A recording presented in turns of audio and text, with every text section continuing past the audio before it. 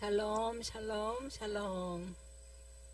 말씀 앞에 오신 사랑하는 주님의 백성들을 주님의 이름으로 축복하고, 또 하나님께서 예배하신 놀라운 은혜가 날마다 우리와 함께 하실 것을 선포합니다.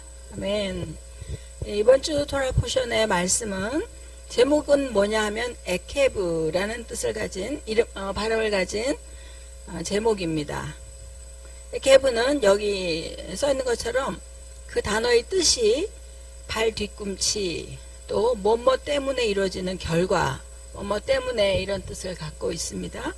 신명기 7장부터 11장에 이르는 그 말씀의 내용은 우리가 여기 7가지로 보면 무엇을 너희가 행하면 이런 뜻을 가지고 있고요. 처음에, 그 다음에 두 번째 8장 11절부터 9장 3절까지는 여호와를 잊지 말라 라는 말씀이고, 또 너희들에게 하나님께서 이런 은혜를 주시고 선택한 것은 너희의 의로움 때문이 아니다, 오로지 주님의 전적인 은혜이다 라는 뜻이고, 또 십계명을 하나님께서 주시면서 첫 번째 돌판을 깨뜨리고 다시 두 번째 돌판을 만들어서 올라와라 라고 말씀하시면서 이제 두 번째 돌판을 주시죠. 그리고 하나님께서 이 계명과 율례를 주신 것은 하나님 때문이 아니라 너희들의 행복을 위해서다 라고 분명히 말씀해 주십니다. 그리고 하나님이 너희들이 들어가서 살 땅을 내가 돌볼 것인데 그 땅에는 내가 늦은 비와 이른 비, 합당한 비를 주실 것이다. 비에 대한 축복을 이야기하셨고요. 그런 마지막에는 마지막 11장부터는 여호와께 붙어 있으라. 너희가 붙어 있으면 산다 라는 말씀의 내용들을 타이틀로 해서 보게 됩니다. 그래서 우리가 첫 번째 7장 12절의 말씀을 우리가 함께 읽으면서 이 본문을 살펴보도록 하겠습니다. 7장 12절, 신명기 7장 12절 우리 한 목소리로 같이 읽도록 하겠습니다. 시작. 너희가 이 모든 법도를 듣고 지켜 행하면 내 하나님 여호와께서 내 조상들에게 맹세하신 언약을 지키며 내게 인애를 베풀 것이다. 그리고 13, 14, 15, 16절에 가면 정말 여러분 눈으로 이렇게 쭉 한번 읽어보세요. 너무너무 놀라운 축복을 하나님께서 풍성하게 기록해 놓고 계십니다. 그래서 여기 12절에 나온데도 너희가 이 모든 법도를 듣고 지켜 행하면 어떻게 하면 이런 결과가 올 것이다 라고 하는 것이 이제 에케브, 이번 주 토라 포션에서 주님께서 우리에게 주시는 강조하시는 약속이죠. 우리가 지난주에 기도에 대한 것들을 잠시 살펴보았습니다. 바에타난을 통해서 또 모세의 기도를 통해서 우리는 우리의 기도가 나를 중심한 기도가 아닌 주님의 인도하심 안에 있는 것을 배웠고, 또 주의 나라와 의를 구하는 것을 배웠습니다. 무엇보다 이 토라의 백성들이, 이 말씀을 듣는 백성들은 쉐마라고 하는 들음의 영성에서 출발하는데, 이 쉐마라고 하는 것이 단순히 귀로 들려지는 것을 의미하는 것이 아니다라는 것이죠. 훈련해야 되고 반복해야 되고 행해야 되고 지켜야 되는 이 모든 삶의 내용이 다 쉐마라는 것에 들어가 있는 것입니다. 그래서 쉐마에서 이제 행함으로 나가야 하는 것을 신명기에서는 가르치고 있습니다.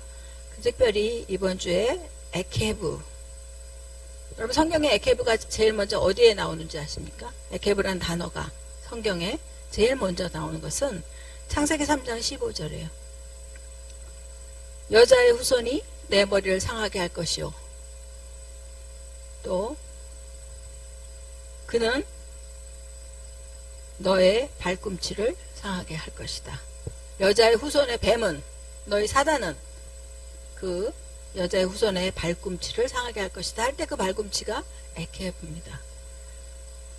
즉 우리 발꿈치를 한번 생각해 보세요. 발꿈치가 상하거나 병들면 우리 몸이 서 있을 수 있습니까? 서 있을 수 없어요.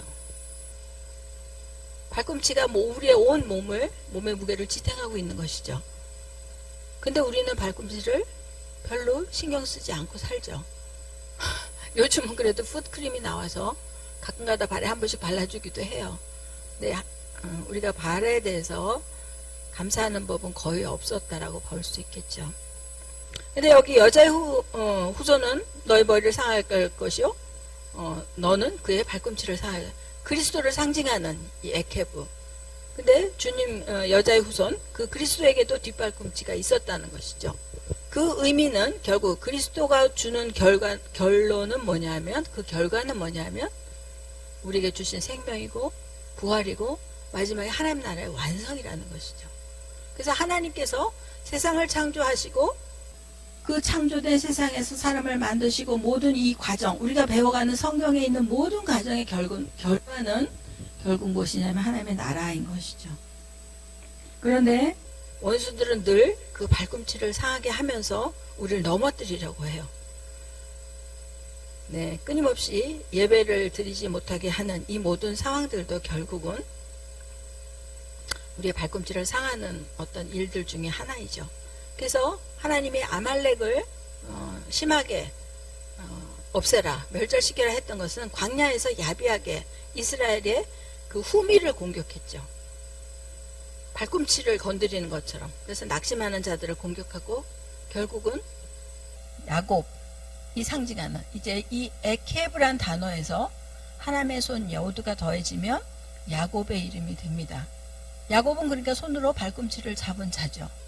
그의 출생이 이제 창세기 3장 15절에 에케브가 나왔던 것처럼 이제 창세기 뒤에 넘어가면 야곱의 출생에서 그가 형 에서의 발꿈치를 잡고 나온 자로 기록이 됩니다.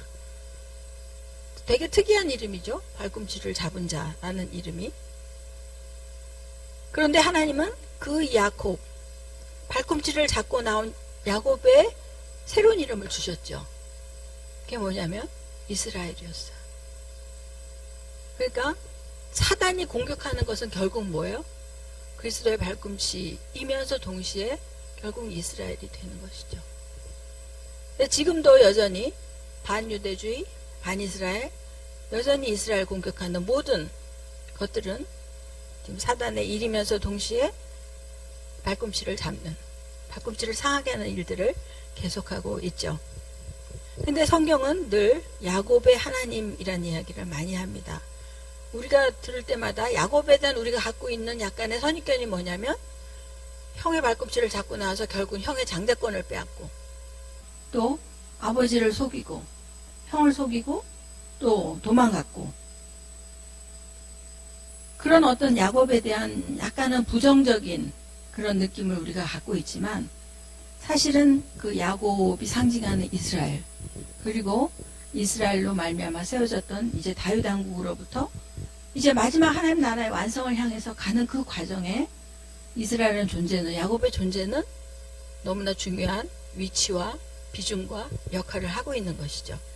아모스 9장 11절에 나타나는 에돔의 남은 자와 만국을 기업으로 얻게 된다라고 하는 것은 이방의 남은 자들과 함께 한 세 사람을 이루어서 결국은 이방의 남은 자를 붙잡고 함께 가야 하는 갈망들을 이스라엘이 가져야 하고 또 이방이 이스라엘을 향해서 가져야 되는 그 일을 감당해야 되는 것이죠. 그래서 여기 아까 말씀드린 것은 13절에 보면 무엇을 행하면 놀라운 축복이 있다라는 것에서 각종 곡물을 생산하는 비옥한 땅에다가 번영과 부를 주시면서 질병과 재난으로부터도 자유케 하시면서 그들의 적도 기적적으로 몰아내 주시는 우리가 이 땅에서 원하는 모든 복이 사실은 결과로 들어가 있습니다. 그러니까 우리가 하나님 앞에 복을 구할 필요가 없는 것이죠. 왜요? 하나님은 그것의 결과를 돌출해낼 수 있는 원인을 이미 우리에게 가르쳐주고 계셔요. 여러분 세상이 돌아가는 것이 세상이 열심히 해서 되는 것도 아니고 뭔가 잘못해서 안 되는 것도 아니에요. 성경에서 얘기하는 에케브 결과가 우리에게 가르쳐 주신 것은 그 결과의 모든 원인은 두 가지죠. 하나님의 말씀에 순종하는가 순종하지 않는가 하나님의 말씀대로 사는가 그렇지 않은가가 결국은 결과를 돌출해내는 가장 근본적인 이유다라는 것이 에케브에서 가르쳐 주는 것이죠. 그런데 우리는 살다 보면 뭐뭐뭐뭐 때문에 못했다 뭐 때문에 내 인생이 이렇게 됐다라고 하는 뭐 여러 가지가 있죠. 우리가 사실은 영적인 싸움도 우리가 축사에 대한 일들을, 영적인 싸움에서 축사에 대한 일들을 하다가 이제 그게 근본 해결이 아니다라는 이유는 이 축사를 자꾸 하다 보면 모든 상황들을 자꾸 그쪽으로 몰아가요. 사단이 이렇게 했다. 영적인 방해가 있다. 우리 쉽게 얘기하죠. 영적인 방해가 있다. 또 사단이 우리를 괴롭힌다. 뭐 막는다. 이런 얘기를 쉽게 하는데 사실은 사단 때문인 것보다는 나 때문인 경우가 훨씬 더 많습니다. 왜냐하면 사단의 모든 일들을 허용하는 건 자신이에요. 그것을 틈을 주고 그것을 열어주는 것은 우리 자신이거든요. 그러니까 우리는 이제 이 하나님이 약속한 결과적으로 우리에게 허락된 그 결과물을 얻기 위해서 우리는 뭐 때문에가 아니라 덕분에로 바꿔서 살아야 되는 것이죠. 우리의 연약한, 부족한, 때로는 나의 삶의 환경 덕분에 내가 이렇게 인격이 훈련되었고 노력을 했고, 또 나를 괴롭히는 어떤 사람 덕분에 내가 나의 인격이 다듬어졌고, 또 하나님 앞에 기도하게 됐고, 그러니까 이 어떤 부정적인 원인을 찾는 것이 아니라 내가 주신 모든 환경을 긍정적인 원인으로 만들어 갈 때 주께서 원하시는, 주께서 주시고자 하는 결과, 에케브의 결과를 우리가 얻게 된다라는 것이죠. 사단이 끊임없이 발꿈치를 공격하는 건 이런 걸 넘어뜨리는 거예요. 우리의 몸을 넘어뜨리는 거예요. 우리의 몸은 결국 성전이고 그리스도의 몸이 되고 교회가 되고, 어떤 것 때문에 교회가 넘어집니까? 감사하지 못한 것 때문에 넘어지고, 주를 높이지 못하는 것 때문에 넘어지고, 말씀대로 순종하지 못하는 것 때문에 넘어지는 것이에요. 개인의 인생도 마찬가지고 교회의 결과도 마찬가지입니다. 앞으로도 아마 그렇겠죠. 비록 보이는 건물의 교회는 무너뜨릴 수 있어도 성전된 하나님의 형상들로부터, 이제 거룩해진 하나님의 백성으로부터 만들어지는 교회는, 하나님의 나라는 결코 사단이 넘어뜨릴 수도 없고 닫을 수도 없고 멈출 수도 없다는 사실을 우리 너무나 잘 알죠. 그래서 이제 우리는 듣는 훈련을 결단해야 됩니다. 듣는 훈련을 결단하는 게 왜 중요하냐면, 우리 딱 듣는 순간에 뭐가 나오냐, 저게 맞아 틀려, 난 좋아, 나는 싫어, 이게 나와요. 아주 습관적으로. 근데 우리가 듣는 훈련을 결단한다고 하는 것은 뭐를 들어요? 하나님 말씀을 듣는 것이고 말씀대로 살 것을 결단하는 것입니다. 솔로몬이 기도했을 때, 기브온 산당에 그 제물을 인해서 기도했을 때 그는 하나님께 듣는 마음을 구했습니다. 하나님, 제게 듣는 마음을 주십시오. 우리도 하나님의 말씀을 듣는 것을, 아까 말씀드린 것처럼 듣는 것은 행한다는 것을 포함합니다. 내가 하나님의 말씀대로 살 것이다를 결단해야 됩니다. 나의 감정, 나의 생각, 나의 판단을 내려놓고 그걸 얘기하는 것이죠. 그리고 하나님은 내게 넘겨준 민족을 긍휼히 여기지 말고 진멸하라. 우리 지난주에 살펴봐서 가나안 7족속이 상징하는 우리 속에 있는 모든 죄악들, 하나님과 반대되는 속성들, 이거는 눈꽃만큼도 측은히 여기거나 불쌍히 여기거나 긍휼히 여길 필요가 없는 것이죠. 우리는 어떤 이야기들을 사실 관계 안에서 사람이니까 그럴 수 있지, 때로는 사람이니까 당연히 그럴 수 있지라고 하는 그 모든 일들에 대해서 그 사람이니까를 운행하고 있는 죄의 어떤 속성과 죄의 어떤 영향력들을 우리는 용납하면 안 된다는 것이죠. 주님이 가나안 족속을 완전히 몰아내도록 진멸하라 하셨으면 진멸하는 것입니다. 어떻게 그럴 수가 있어 라는 건 우리의 생각이고, 우리가 듣는 훈련을 결단한다라고 하는 것은 하나님이 아니다 그러면 아닌 거예요. 그냥 순종해라 하면 하는 겁니다. 우리의 결단은 어쩌면 이것이 우리의 마지막, 우리가 엔타임에서 살아가는 우리들의 훈련은 의외로 굉장히 단순하지 않을까 하는 생각을 해봅니다. 그러면서 주님은 8장에 들어가서 너희가 명령을 지켜 행하면 또 나오죠. 그러니까 이게 반복이에요. 사실 신명기는 끝까지 너희가 주의 말씀을 지키고 행하면 이렇게 될 것이고, 아니면 어떻게 될 것이라는 얘기가 계속 반복됩니다. 그래서 너희가 언약의 땅에 들어가서 그것을 차지하게 될 것이다. 근데 그냥 사는 게 너희가 살고 번성하고 모든 것을 누리고 모든 것을 소유하면서 왕들의, 그 적국의 왕들이 너희를 섬기면서 이제 뒤에도 계속 그 얘기가 나오는 것이죠. 그래서 우리는 무엇을 듣는가, 무엇을 행하는가를 물을 때 무엇을 듣는가? 토라의 말씀을 듣고, 무엇으로 행하는가? 여전히 말씀으로 행하고, 예수와 토라가 하나 된 완성된 토라로 우리가 회복되어져 가는 것이 지금 에케브의 그 결과를 돌출해낼 수 있는 방법이라는 것이죠. 그래서 삶의 모든 원인은 하나님의 말씀을 듣는가 아닌가에 결정이 되는 것이죠. 실제적인 우리의 말씀을 지키면 사실은 살아갈 돈도, 제가 돈에 대해서 잠깐 해본 적이 있는데, 돈을 꼭 벌어야만 수입인가, 내가 손으로 어떤 플러스 되는 숫자상의 수익인가 생각해보면 아니에요. 왜냐면요, 회사의 어떤 이런 구조를 보면 숫자상으로 분명히 남아요. 이익이 남아요. 그래서 이익이 남는 것만큼 세금이 나와요. 근데 실제로는 없어요. 그러니까 세금 낼 돈이 없단 말이야. 안 나온단 말이야. 그러니까 계산은 나오는데 실제로 돈이 없는 경우가 있어요. 그래서 우리가 어쩌면 실제적인 우리의 양식과 돈이라고 하는 것은 어쩌면 우리가 벌어들이는 보이는 그런 물질보다는 나가지 않으면 버는 거야. 쓸데없는데 나가지 않고 쓸데없는데 소비되지 않으면 버는 거예요. 그러니까 이런 계산 방법들이 우리가 여태까지 배워왔던 숫자 살아가는 방식이 아니라, 여기는 뭐가 되냐면 말씀이 육신이 될 때 삶이 된다라는 것들을 보여주고 있는 거예요. 그러니까 이제 아까 우리의 결단은 세상의 방식으로 살지 않는 거예요. 세상의 방식으로 계산하지 않는 것이죠. 그래서 이런 모든 것들이, 우리의 모든 삶의 환경과 여건들이 감사의 이유가 될 때 원유맨을 만들어 갈 수 있어요. 우리가 원유맨이라는 게 지금 가장 핫한 이슈이지만 실제로 원유맨으로 살아가는 것은 그렇게 쉽지 않습니다. 결단이 없으면 안 되는 것이고, 아까 얘기한 것처럼 말씀에 대한 절대적인 순종의 각오가, 결단이 없으면 이루어가기가 쉽지 않습니다. 그래서 우리가 이제 한 주 동안 이런 에케브로 대적의 머리를 상하게 하는 거룩한 남은 자가 될 것인가가 이번 주 우리의 숙제인 것이죠. 어떻게 주의 말씀을 순종할 때 우리는 대적의 머리를 상하는 자로 설 수 있습니다. 그리고 하나님은 또한 하나님을 잊지 않도록 섬길 것에 대해서 계속 권면하시죠.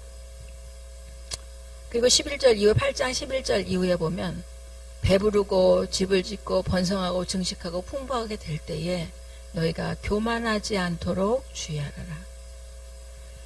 그 너에게 주어진 모든 것들은 아까 본 것처럼 너희가 의로워서 된 것이 아니고 너희가 잘해서 된 것이 아니라 하나님의 은혜이면서 동시에 또 하나는 하나님이 아브라함과 이삭과 야곱과 맺은 맹세 때문에 하나님 스스로 그 언약을 지키신 것이기 때문에 그렇다라는 것이죠. 그리고 17절에 그가 재물 얻을 능을 주셨다. 왜요? 언약 성취를 위해서 주신 겁니다. 하나님의 말씀에 언약이 성취되도록 하기 위해서 주신 것이고, 그들이 들어가는 땅, 그 하마콤, 그 땅은 부활의 장소가 된다라고 이야기합니다. 그래서 너희가 요단으로 들어가서 강대한 나라가 돼서 들어가서 그것을 차지할 때에 아낙 자손과 여러 가나안 족속들을 다 멸절시킬 수 있다. 그리고 여호와께서 맹렬한 불과 같이 너희 앞에 나갈 수 있으니 너희가 멸하며 쫓아내라. 저들을 남겨두지 말고 쫓아내어라 라고 말씀하시는 것입니다. 왜냐하면 우리가 눈에 보이는 어떤 모든 삶 가운데 있는 두려움들을 하나님은 내가 불처럼 먼저 가서 그것들을 진멸할 것이니까 너희가 나를 따라와서 그것을 진멸해라 라고 하시죠. 그리고 다시 반복되죠. 너희 의로움 때문에 아니라 전적인 은혜였고, 아까 얘기한 대로 언약의 성취였고, 또 하나는 그들이 악했기 때문이다. 그래서 여기 4절에도 역시 내 공의로 말미암은 것이 아니고 그들의 악함 때문에 그들을 쫓아냈고 내 조상에게 하긴 맹세를 이루려 하심이다. 왜? 너희는 목이 곧은 백성이라 애굽에서 나올 때부터 계속 불순종이 왔다라고 하나님은 그들을 평가하셨죠. 그래서 여기도 보면 늘 너희가 나를 거역했다. 그래서 모세가 사실은 40일 기도를 몇 번 했습니까? 3번 했어요. 3번. 언제 했냐면 40주에 두 돌판을 받기 위해서 40주야를 기도했어요. 근데 내려오니까 금송아지를 만들었어. 그래서 돌판을 깨뜨리고 다시 올라가서 속하기 위해서 40일을 다시 올라갔죠. 그리고 또 그거 돌판을 가지고 받아왔는데 디베레와 마스아와 기브르 핫다와에 가서 또다시 거역했기 때문에 하나님께서 저들을 완전히 내가 멸하겠다 라고 해서 하나님 아닙니다. 막아서느라고 또 40일을 기도했죠. 그러니까 모세가 이 백성을 이끌어 가는 동안 정말 그는 생명을 걸고 이 백성을 이끌어 왔던 것이죠.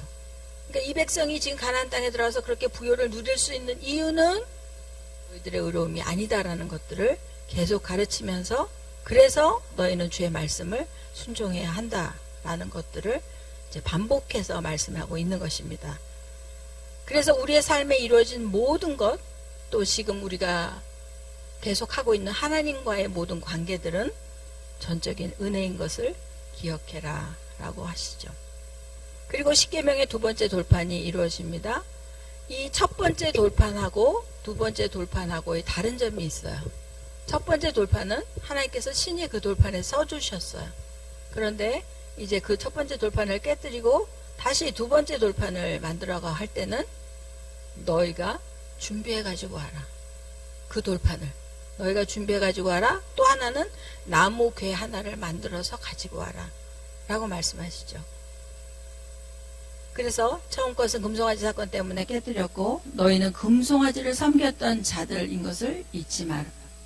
그리고 내가 그런 죄인이라는 사실을 알을 때에 우리가 구속자를 찾게 된다. 이건 이제 우리가 적용해야 되는 내용이죠. 그래서 갈라디아 3장 19절에 보면 율법은 법법함으로 말미암아 더해진 것인데 천사들 통하여 중보자의 손으로 베푸신 것이다. 여기서 중보자는 꼭 모세 같아요. 모세로 말미암아 하나님께서 그 백성을 살리셨고 언제까지? 약속하신 자손이 오시기까지. 그래서 율법은 언제까지 계속되냐면 재림하실 때까지, 주님이 재림하실 때까지 사실 율법은 유효하다라고 말씀하고 계시는 것이죠. 약속하신 자손이 오시기까지, 또 다시 오시기까지. 그래서 하나님께서 그 나무를 가지고 나무 궤를 만들어라 라고 했을 때 궤는 아론이라는 단어를 쓰고 나무는 에츠를 쓰죠. 그래서 이 궤를 통해서 그 나무로 만든, 나무는 그 아차라는 단어에서 견고하게 하다, 단단하게 하다. 또 이 아론은 모으다 그런 뜻이 있습니다. 그래서 하나님의 말씀을 모아서 그곳에 견고하게 간직할 수 있는. 그래서 아론 에츠를 지금 했는데 여기서 아론은 제사장 아론과 이제 발음은 비슷한데 그 아론은 아니고요. 그 아론 에츠는 어쨌든 하나님께서 이 십계명을 담는 궤를 이 본문에서는 이 단어를 쓰고 있습니다. 근데 보통 우리가 궤나 구원의 방주나 할 때는 그 테바라고 하는 단어를 쓰죠. 그래서 여기서는 이제 그 나무에 단단하게 하는 나무를 만들어서 이런 십계명을 담아라 그렇게 말씀하시고 계십니다. 우리가 이번 주 에케브를 통해서 보는 것은 율법은 그 성화의 기능이에요. 우리가 율법을 어떻게 보냐면 율법을 지켜야 되는 어떤 조건적 말씀으로 느껴요. 지키지 않으면 이제 하나님께로부터 벌을 받는, 심판을 받는 것을 하는데 사실은 율법 안에서 우리가 보호받고 거룩해질 수 있기 때문에 율법을 지킴으로 인해서 우리가 거룩한 백성의 삶을 살아갈 수 있기 때문에 율법은 조건적인 것이라기보다는 은혜의 것이죠. 삶에 적용되면 합법적인 보호와 은혜를 경험하게 되는, 이게 우리가 율법에 대해서 갖고 있던 어떤 개념, 이것들이 바꾸어져야 된다는 것이에요. 우리는 복음이 들으면 거기서 살면 은혜가 되고 보호와 은혜를 경험하게 된 것이라고 생각을 하는데 율법도 똑같다는 것입니다. 왜냐하면 아까 말씀드린 것처럼 율법도 우리에게 복이 약속되어 있고 결국은 그것이 말씀을 지킬 때 그 모든 복들이 약속되어 있는 것처럼 우리가 예수를 믿음으로 말미암아 예수님 안에 있는 모든 복을, 영육간의 신령한 복을 다 받는 것처럼 율법도 동일하게 하나님께서 복을 위해서 우리에게 주신 것이라는 거죠. 단지 예수님은 죄를 용서하시는 분이고 율법은 죄를 깨닫게 하는 것이기 때문에 율법이 어떤 구속적인 것, 또는 제한적인 것으로 느껴지지만 율법 또한 우리의 삶을 보호하기 위한 기능을 갖고 있다는 것입니다. 그래서 이제 이들이 진행을 하면서 계속 진행을 하다가 우리 신명기 10장 6절 한번 보시죠. 신명기 10장 6절. 이게 말씀을 너무 건너뛰니까 조금 신명기 10장 6절 7절 8절 9절 한번 누가 읽어주세요. 신명기 10장 6절부터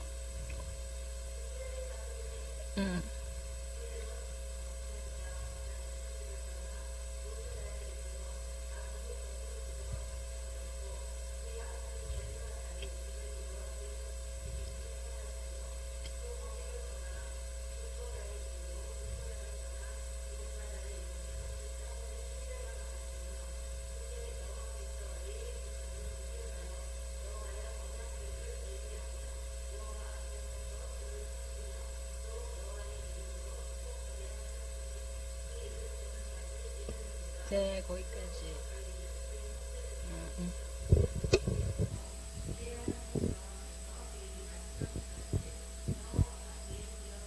네, 거기까지요. 아멘. 감사합니다. 여기서 보면 여기 뭐 부에로 이런 이상한 지명들이 다 나오죠. 근데 이 지명들이 갖는 의미들이 있어요. 이 지명들을 지나가야 되는 이유가 있는데 그 부에롯 분의 야간에서 이제 모세라 이르렀다. 이건 뭐냐면 부에롯 분의 야간은 아간의 아들들의 구덩이다. 이런 뜻이에요. 그래서 그 아간이 범죄했던 그 범죄의 장소로부터 모세라 이르렀다. 모세라라고 하는 것은 바로잡다, 고치다라고 하는 그런 의미를 갖습니다. 그래서 그 범죄하던 장소, 그 구덩이에서부터 나와서 그 고치는, 바로잡는 장소에 왔을 때 아론이 죽습니다. 그래서 아론의 죽음은, 대제사장의 죽음은 어떤 것이냐면 우리가 도피성에서 본 것처럼 도피성에 있던 자가 대제사장이 죽으면 그때 이제 고향으로 돌아갈 수 있게 되죠. 대제사장의 죽음은 우리의 속죄를 의미합니다. 그래서 그 구덩이로부터, 죄악의 구덩이로부터 나와서 이제 드디어 바로잡는 장소에 왔을 때 아론이 죽게 되고 엘레아살이 이제 직임을 행하면서 그 다음에 욥바다라고 하는 것은 즐거움, 선하게 만들다라고 하는 그런 뜻이 있습니다. 토부가 들어가 있어요. 그래서 그렇게 선하게 만드는, 이제 엘레아살이 제사장 직분을 행하면서 이제 하나님의 선함이 이제 드러나게 됐고, 욥바다에 이르러서 시내들이 풍성하고 풍성했다라고 얘기하죠. 그래서 이 물이 풍성해졌을 때, 하나님의 물이 상징하는 들, 하나님의 그 생명, 생수가 풍성해졌을 때 그 어떤 은혜의 경로를 우리가 보게 되죠. 이때 하나님께서는 레위지파를 구별하십니다. 우리가 지난주에도 살펴봤지만 구별한다라고 하는 것은 하나님의 방법이에요. 하나님은 혼잡되어서 함께 가는 그 연합의 의미가 아니라, 연합은 한 가지로 연합되는 것이고, 혼합되어진, 이것과 저것이 막 혼합되어진 곳에서는 하나님이 쓰실 수가 없어요. 그래서 잘라내야 되고, 구별되어야 되고, 달라야 되고, 분리가 돼야 되고 하는 것이 하나님이 쓰시는 거룩의 방법이란 말이에요. 그래서 거룩한 자들이 모여서 하나님이 원하시는 것들을 만들어 가는 것이죠. 이것을 연합이라고 하는데, 어쨌든 그래서 하나님 레위지파를 구별해서 언약궤를 매게 하십니다. 언약궤가 상징하는 말씀을 매게 하시는 것이죠. 우리도 하나님께 부름받은 사실은 영적인 레위지파입니다. 하나님의 말씀을 맡은 자들, 언약궤를 맨 자들, 그리고 여호와 앞에서 섬기면서 여호와 이름으로 축복하는 자들, 그리고 분깃이 이 땅에선 없어요. 그 땅에선 분깃이 없는 자들, 여호와가 그들의 기업이 되는 자들. 여러분, 이게 그리스도인의 정체성입니다. 그 과정이 죄의 구덩이로부터 나와서 고침을 받고, 그것을 위해서 대제사장이 죽고, 다시 이제 어쩌면 엘레아살이 제사장의 직분이 되는 것은 우리에게 제사장의 직분이 위임된 것과 같겠죠. 그래서 선한 곳을 만들어서 시내를 이루는, 지류가 많아지는, 풍성해지는, 물이 풍성한 곳이 되는, 이 은혜를 나누는 자들이 세워지는, 그래서 그렇게 만들어진 그 하나님의 풍성하신 백성들이 레위 지파로 부름을 받아서 세상을 바꾸어 나가는, 이 몇 줄 안 되는, 또 우리가 익숙하지 않은 이 지명들을 통해서 하나님께서 감춰 놓으신, 어쩌면 복음의 비밀이고 그리스도인의 정체성이고 말씀을 맡은 자들의 정체성을 하나님 다시 한번 우리에게 보여주십니다. 그리고 신명기 10장 12절부터 넘어가면 하나님께서 원하시는 것은 너희들의 행복이다 라고 볼 수 있죠. 10장 12절에 보면 내 행복을 위하여 주께서 이 말씀을 주셨고 그의 길로 걸어가며 또 그를 섬기면, 여기 섬긴다는 것은 아바드라는 단어 안에서 노동과 일이 포함된 경배가 다 포함이 됩니다. 예배하는 것이 아바드고 기도하는 거 노동이죠. 쉽지 않습니다. 싸워야 되고 마치 영적인 노동하는 것처럼 하는 것이 기도고 예배입니다. 그래서 예배도 우리는 우리 속에 있는 죄와 싸우고 그 예배를 방해하는, 우리의 뒷바퀴질을 계속 상하게 하는 것들로 싸우고 정말 힘써서 예배를 드리는 것이죠. 그것이 주를 섬기는 것입니다. 그리고 주를 의지하라. 나바크가 여기서 나오죠. 완전히 붙어있는 겁니다. 죽어도 떨어지지 않는 접착제, 강력 접착제를 바른 것처럼 완전히 죽게 붙어서 떠나지 않는 것. 룻이 나오미를 붙쫓았더라. 이거죠. 붙어서 떠나지 않는 것. 그리고 주의 말씀을 지키는 것. 이러한 태도들이, 이러한 모습들이 결국 하나님께서 원하시는 우리들의 행복을 얻어내는, 그 행복의 캡을 돌출해내는 그러한 원인이 되는 것이죠. 네. 그리고 하나님은 스스로를 이렇게 설명하십니다. 내 조상들을 사랑해서 너희를 만민 중에 택하였으며 또 주 가운데 주고 신 가운데 신이며 크고 능한 여호와며 두려운 여호와며 사람을 외모로 보지 않고 뇌물을 받지 않고 고아와 가부를 돌보고 나그네가 떡과 옷을 주시는 분입니다. 주께서 이렇게 구체적으로 자신을 계시하신 것은 너희도 그렇게 하라라는 말씀이죠. 사람을 외모로 보지 말고 뇌물을 받지 말고 고아와 가부를 돌아보고 나그네에게 떡과 옷을 주라. 예, 계속 동일한 말씀들이 이제 반복됩니다. 그리고 11장에 넘어가면 너희는 너희 자녀들에게 가르쳐라, 알려라. 그래서 너희 자녀들은 알지도 못하고 보지도 못했지만, 그 세대를 살아가지 못했지만 그들에게 애굽을 가르치고 광야를 가르치고 다단과 아비람이 어떻게 땅으로 꺼져 사라졌는지를 가르쳐라 라고 말씀하시죠. 그리고 너희는 모든 명령을 지키되, 여기 8절 11장 8절 우리 다시 한번 보겠습니다. 11장 8절 11장 8절 네, 11장 8절 제가 읽을게요. 이번에는 그러므로 너희는 내가 오늘 너희에게 명하는 모든 명령을 지키라. 그리하면 너희가 강성할 것이요 너희가 건너가 차지할 땅에 들어가서 그것을 차지할 것이며 너희 조상들에게 맹세해 그들과 후손에게 주리라고 하신 땅 곧 적과 끓이는 땅에서 너희의 날이 장구할 것이다. 여기서도 강성하여 단단히 매다 꽉 달라붙다. 또 땅을 차지한다는 거, 야라시는 지난주에 한번 우리가 살펴봤어요. 야라시는 남이 살고 있는 것을, 남이 가지고 있는 것을 뺏어오는, 그죠? 하나님께서 기업으로 주신 것들을 내가 차지해야 되는 그런 사명이 있는 것이죠. 그리고 거기 넘어가서 13절부터 보면, 13절에 보면 오늘 내가 명령을 너희가 청정하고 너희 하나님 여호와를 사랑하여 마음을 다하고 뜻을 다하여 섬기면 비를 적당히, 이른 비와 늦은 비를 적당한 때에 내리리니 너희가 곡식과 포도주와 기름을 얻을 것이요. 이 풍성한 약속들이 계속 이어지고 있습니다.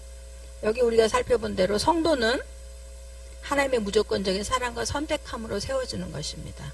그리고 그 택한 백성들에게 주어지는 것이 율법이라는 것이죠. 이게 아까 율법이 마치 복음처럼 우리의 삶을, 우리를 거룩하게 하고 우리의 삶에 풍성한 복을 주시는 이유가 되는 것이죠. 행위 이전에 택하신가 은혜가 있었습니다. 하나님의 백성으로 택함 받은 자들에게 주시는 것이 율법이었고, 그렇기 때문에 조건법이 아니라 하나님의 백성을 보호하는 법이었다. 우린 율법에 대한 새로운 시각으로 하나님의 말씀을 먹고 또 누려야 될 필요가 있죠. 그리고 또 하나 우리가 지금 여기서 살펴봐야 될 것은 내가 들어가는 약속의 땅 애국과 다르다. 뭐가 다르냐? 이제 하늘에서 내리는 비를 내릴 것인데 비는 마타르라고 한 단어를 써서 선하신 머리로부터 오는 것입니다. 그래서 하나님과의 올바른 관계에서부터 비가 내리게 되는데 여기 이 비는 하늘에서부터 내려오는 거예요. 애굽 땅과 다른 것. 애굽의 비는 비라고 했지만 애굽은 사람이 노력해서 얻어야 되는 물이었어요. 그 강물을 가지고 나일강의 물을 가지고 농사를 짓기 위해서 만들어야 되는 그런 노동을 강조한 노동의 시스템이었다면 이 땅은 하나님이 내려주시는 비로 사는 땅이고 두 번째 보면 11절에 물을 흡수하는 땅이에요. 그 흡수한다는 건 저장할 수가 없는 자연적으로는. 근데 이스라엘은 기술을 통해서 이제 물을 저장하고 이제 요르단의 물을 공급해주는 나라가 됐어요. 얼마 전에 요르단 국왕을 만나서 이스라엘이 5년 동안 물을 공급하기로 했어요. 그런데 원래는 그 땅은 비를 흡수하는 땅이어서 저장할 수가 없어서 하나님이 매번 비를 내려주셔야 되는 땅이었단 말이에요. 그러니까 이 애굽의 시스템과 이들이 들어가서 살아가는 가나안의 시스템은 달랐어요. 애굽은 사람의 노동으로 말미암아 애를 써서 뭔가를 만들어야 되는 땅이었다면 이 가나안 땅 전적으로 하나님의 은혜로만 살아가야 하는 땅에 대한 비유를 주님께서 이렇게 말씀하고 계시는 것이죠. 너희가 들어가는 땅은 애굽과 다르다. 그리고 여호와께서 돌보아 주시는 땅이다. 여기 돌보아 주신다. 여호와께서 보고 계신다 하는 나라시란 단어는 자주자주 가고 또 밟고 예배하고 구하는. 여러분 누가복음 보면 한 드라크마를 잃은 여자가 그 한 드라크마를 찾기 위해서 밤새 쓸고 불을 비추고 돌아다니는 비유를 주님께서 하셔요. 이게 다라시입니다. 끊임없이 찾아가고 그 땅 보고 또 보고. 우리가 물건 찾을 때도 그러지 않아요? 한번 찾아봤는데 안 보여도 또 거기 가서 다시 또 열어보고 계속 그것을 찾아가는, 구하는, 포기하지 않고 구하는 하나님은 그 땅에 대해서 돌봐주신 땅입니다. 포기하지 않고 계속 구하고 자주 방문하고 자주 그 땅을 친히 밟으면서 여호와의 눈이 보시는 땅입니다. 그래서 13절, 14절 이후도 계속 동일한 말씀들이, 약속의 말씀들이 반복되면서 중요한 것은 신앙을 전수해라. 자녀들에게 가르쳐라. 손목에 매어 기호를 삼고 미간에 표를 삼으며. 제가 만난 어떤 분이 이런 팔에 이런 이제 액세서리를 하셨어요. 남자분인데. 그러면서 이게 뭔지 아냐 그러더라고. 그래서 그게 뭐예요? 그랬더니 팔찌인데, 가죽에다가 이렇게 팔찌인데 이거를 만든 회사가 어떤 의미로 만들었냐면 그 팔찌 안에 900개의 말씀이 새겨져 있대요. 근데 보이진 않아. 아주 작은 글씨로 새겨져 있기 때문에 초현미경으로 들여다봐야 되는 건데 요만한 이제 금속이 달린 가죽 벨트를 한 팔찌예요. 남자가 찼어요 그거를. 근데 그게 뭐냐면 말씀이 새겨진 거야. 그러니까 이런 너희 손목에 매서 기호를 삼고 미간에 표를 삼고 언제든지 말씀을 가까이 하는 그 가르침을 받은 자들이 이스라엘만이 만들어낼 수 있는 그런 액세서리더라고요. 그러니까 이 신앙을 그들에게, 자녀들에게 전수할 것에 대해서 계속 말씀하고 계시죠. 하나님의 사랑이 자녀 대대로 이어지도록. 쉐마는 하나님의 말씀을 듣는 것은 에덴의 영역이죠. 사실은 에덴에서 아담은 하나님과 교제했고 하나님의 음성을 들었죠. 그래서 지금 이 순간에 우리가 말씀에 대한 순종은 결국 영생의 삶으로 결과를 돌출해낼 것입니다. 그래서 결론적으로 11장부터 우리의 그 마지막 믿음의 관점은 결국 22절부터 여기 있는 거죠. 우리 한번 저기 같이 읽을까요? 시작. 너의 명령을 잘 지켜 여호와를 사랑하고 모든 도를 행하여 여호와를 의지하면 너에게 복이 있을 것이다. 이거 보세요. 아까 했죠. 그의 모든 도를 지켜라. 그 길을 따라 걸어라. 또 다바크해라. 여호와 함께 매달려 있으면 너희가 복을 얻을 것이다. 이것이 요한복음 15장에 나타난 가지가 포도나무에 붙어 있지 않으면 열매를 맺을 수 없다 라는 얘기입니다. 그 풀어진 게 이제 포도나무 비유죠. 예, 그러면 너희가 너희보다 강한 나라를 차지하게 될 것이다. 근데 제가 이걸 왜 이렇게 자세히 썼냐면, 강한 나라를 차지한다는 표현이 그냥 힘이 세고 우리가 좀 그런 우리 말대로 그대로 강한 나라만 차지하는 줄 알았는데, 의미를 보니까 너희가 존중을 받게 될 것이다. 너희가 좋은 평가를 받게 될 것이다. 너희가 부자가 될 것이다. 그 강대한 나라를 차지하는 게 단순하게 어떤 영토를 점령하는 것뿐 아니라 실제적으로 그 하나님과 함께 묶이고 힘센 자들과 함께 되어서 존중을 받고 좋은 평가를 받고 부자를 하고, 그러니까 영육 간에 사람이 옛날에 우리 양반들은 먹을 게 없어서 배를 고라도 이 이빨 쑤시면서 굶은 표를 안는 게 선비들 어떤 자존감.